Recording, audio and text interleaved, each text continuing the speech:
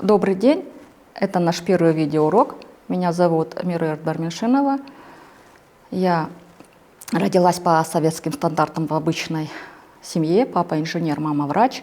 Была избалованным ребенком. Как мальчишка я бегала по гаражам, играла в футбол, всегда ломала ноги. Но жизнь была яркая, насыщенная.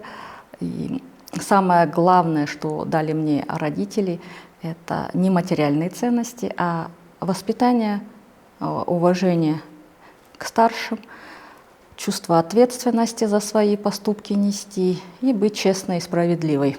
И эти ценности остаются со мной всю жизнь. А сегодня я мама 3 детей, общественный деятель, за моими плечами более 25 лет профессионального стажа. Если честно, я не люблю говорить о должностях, потому что это не показатель успеха. Самое главное — приносить пользу людям, пользу государству. И если мне удалось помочь хоть одному человеку, то я считаю, что день прожит не зря.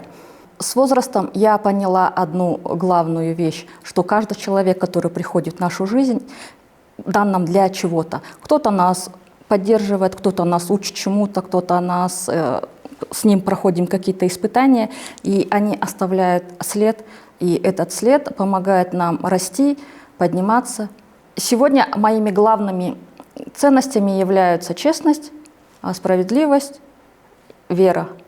Главное, я считаю, в жизни оставаться человеком и никогда не предавать свои ценности.